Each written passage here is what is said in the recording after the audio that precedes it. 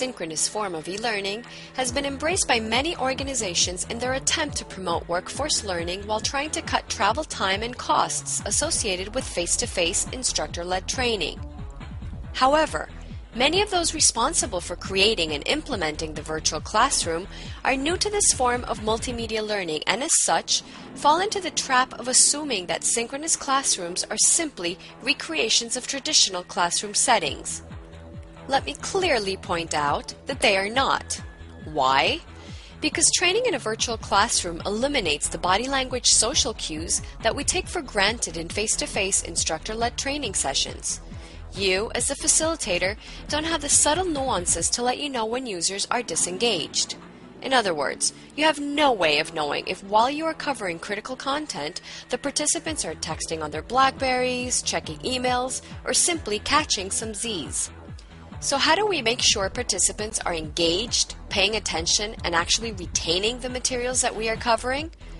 Planning and facilitating frequent and relevant interactions is probably the single most important thing you can do to create effective virtual classroom sessions. As a rule of thumb, you want to create interactions and have participants do something every 3 to 5 minutes. These interactions might be with the other participants, with the instructor, with the platform, or with a participant workbook. But you must be careful when designing them. It's not just adding interactions for interactivity's sake. These interactions must have a purpose. They must be carefully thought out and must support the learning objectives while at the same time supporting learner attention. As part of our initiative to help companies adapt their instructor-led training to a virtual classroom, we have used many synchronous software platforms. Each one of these has different functionalities, so I've included the most common ones in this video. Before designing the exercises and activities in your virtual classroom training, it is important that you thoroughly understand the platform you will be using and its corresponding functionalities. Let's begin. The first thing I want to talk about is the visuals you use in your presentation. In the synchronous virtual classroom, visuals in conjunction with your voice are the main tool you will use to engage participants, communicate content, and promote active learning. First and foremost, when designing virtual classroom materials, limit the amount of text used on the screens and opt for visuals. But be careful, visuals can improve attention and learning or they can detract from learning.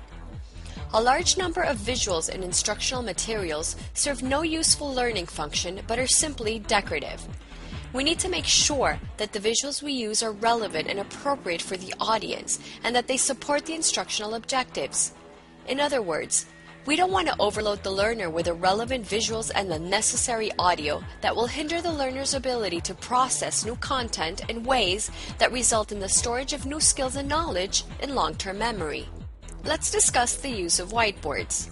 Whiteboards allow trainers and participants to post ideas on a shared space. It is a mistake to think of the whiteboard simply as a flip chart. Whiteboard exercises can be truly interactive and collaborative.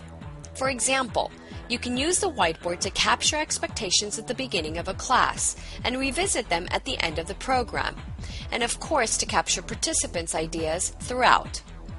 Use the annotation tools when using the whiteboard to focus learners on important points or concepts. Highlight a main idea, underline a critical term, circle the visual representation of an important concept. You get the idea, but again, be careful with overusing these tools. They must serve an instructional purpose. You can also ask participants to annotate on the whiteboard while you moderate a discussion. Whiteboards can also be used for icebreakers like crossword puzzles or Jeopardy games, just to name a few. Remember, games can be very engaging and useful to reinforce concepts. Let's continue with text-based chat, which allows the participants and trainer to communicate with one another through text messaging. It is most commonly used to ask open-ended questions or request technical assistance.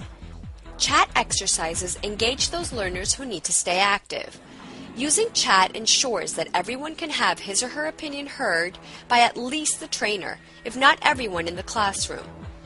If participants are chatting about content-related ideas, it can provide clues to the trainer. Perhaps the content presented is too difficult for some in the audience. If there is a sharp increase in text communication, it is probably a good time to wrap up your thoughts, take a break, or review the information presented. To create collaborative exercises using chat, you can use it as a brainstorming tool where participants share as many ideas as possible in a short period of time. You can use it to copy and paste pre-written questions and exercise instructions that you want to use, or to have participants answer questions directly in the chat. Just a tip here though, to maximize participation, ask participants to type in their answers but not press send until you say so. Breakout rooms offer an excellent way to increase participant engagement. They are used just as you would use them for any small group activity in the face-to-face classroom. You can break the class into small groups to explore case studies or complete group exercises, or to make each group share a different software application. You can use other tools like the whiteboard or synchronized web browser within each breakout room. Groups should be small enough to promote everyone's involvement, but large and diverse enough to yield different perspectives to an exercise or activity. Breakout activities should be structured and brief. Provide a focused exercise or scenario. A leader should be assigned for each group. The leader should start the activity, ensure everyone participates, and serve as the spokesperson when you bring all the groups back into the main room to debrief. Always monitor the discussions in each breakout room and provide feedback as needed. Polls help you get a quick check on the pulse of the class and allow the participants to apprise the trainer on the pace and clarity of the content. Polls can be used to get feedback from participants and as surveys as well. In addition, you can use polls to quickly administer questions and give the participants the opportunity to respond all at once. Polling works best with questions with 2 to 5 response options.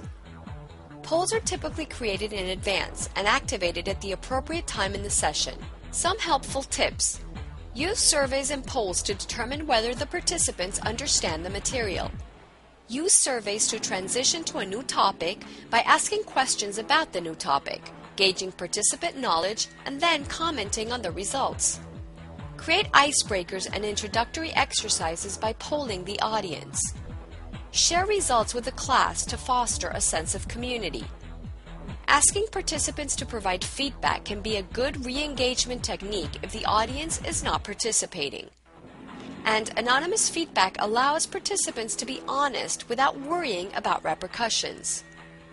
Adding the ability to hear other participants adds another level of potential engagement.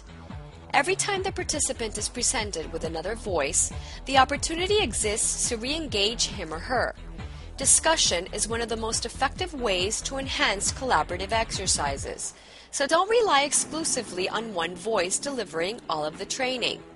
Different tools have different icons available, but the most common ones are the smiley face, confused face, applause, raise your hand, agree or yes, and disagree or no. These icons are invaluable tools to increase participation and engage participants. They are also useful to identify confusion or understanding. You should ask participants frequently throughout the session if they understand everything or if they have any questions, and encourage participants to use the icons to answer. You should also encourage spontaneous use of the icons.